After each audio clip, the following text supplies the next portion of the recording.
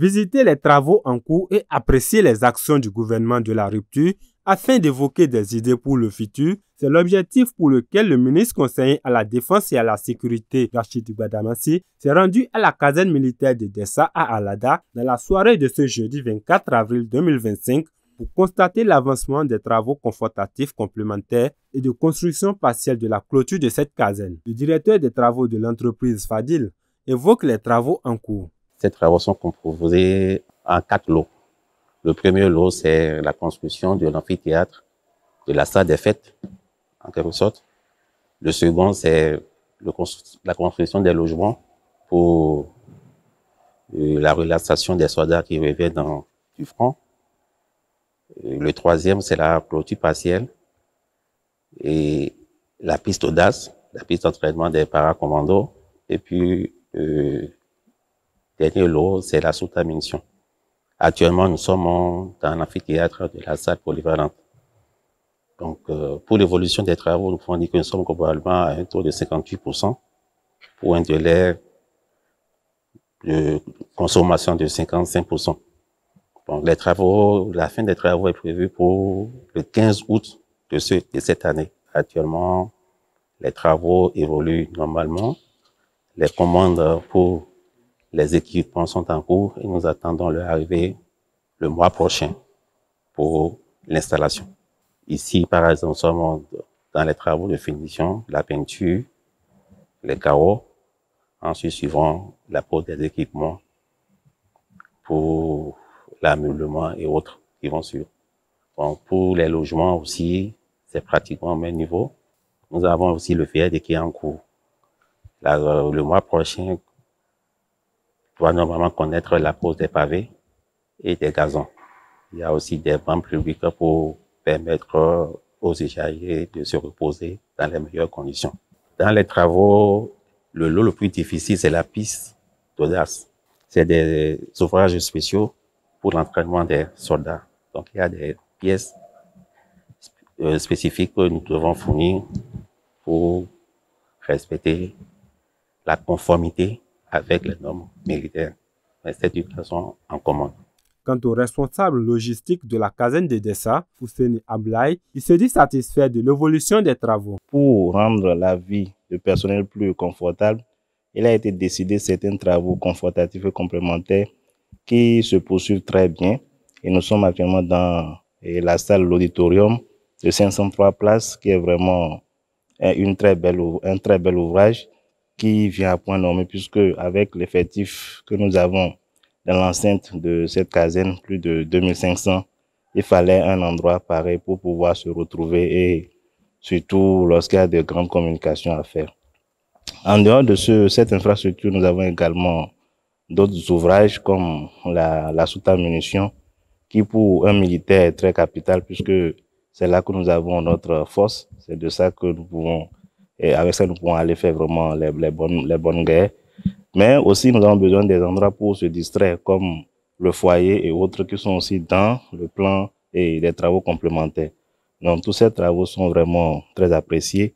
Je remercie vraiment cette initiative très louable qui permettra à terme au personnel de mieux et se sentir dans cette caserne, de mieux répondre aux différentes sollicitations. De son côté, le ministre conseiller Rachidi Gbadamassi se demande s'il se trouve toujours au Bénin. Lorsque je suis rentré ici, dans cette caserne, je posais la question à mes collaborateurs en disant, mais est-ce que nous sommes au Bénin? Il m'a dit, oui, monsieur le ministre, nous sommes au Bénin. Nous sommes vraiment à Lada. J'ai dit, bon, vraiment, c'est du jamais vu. Je demande humblement aux sociétés en charge de respecter le délai contractuel. C'est très important. Et d'après les informations qui me sont parvenues, le délai de livraison serait en août. Et vous constatez avec nous que les ressources de l'État, les ressources du pays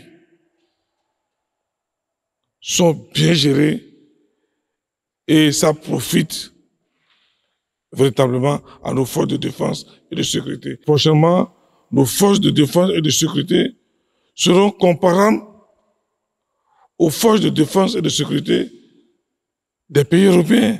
Ils n'auront plus rien à envier à ces pays. Donc, le pays, la nature, le peuple béninois, vous êtes reconnaissant pour tout ce que vous faites pour la nation, au prix de votre vie. Je vous demande encore du courage. Le peuple avec vous, la République avec vous. C'est pour ça, en tant que ministre, conseiller, en charge de la défense et de la sécurité, j'ai voulu vous témoigner le soutien personnel du président de la République, son Excellence, le président Patrice Talon. Dur sera le combat, mais la victoire est certaine par la grâce de Tout-Puissant. Le ministre conseiller a aussi profité de l'occasion pour exprimer sa satisfaction des œuvres de la rupture à l'endroit des forces de défense et de sécurité béninoises. Constater, faire le point de ce qui a été fait et ce qui reste à faire. Montrer au peuple béninois les grandes réalisations du gouvernement en matière d'infrastructures militaires. Depuis 1960, un gouvernement qui a investi, un gouvernement visionnaire qui a décidé de sortir nos forces de défense et de sécurité de la précarité et aujourd'hui les mettre dans des conditions dignes de son nom. Par le passé, de l'autre côté, vous voyez, ils sont entassés. Je conclue que vraiment, que nous sommes satisfaits. Tant qu'il reste à faire, quelque chose a été fait. Ce qui reste à faire présentement, nous allons évaluer, nous allons faire le point. C'est vrai, la perfection n'est pas de ce monde. Si la perfection était de ce monde, Dieu n'existerait pas. Mais il faut avoir la probité intellectuelle pour dire que le président Patrice Talon a reçu là beaucoup de choses depuis 1960. C'est une réalité indéniable. Il faut noter que ces travaux sont initiés par le gouvernement du président Patrice Talon pour améliorer les conditions des soldats de cette caserne moderne.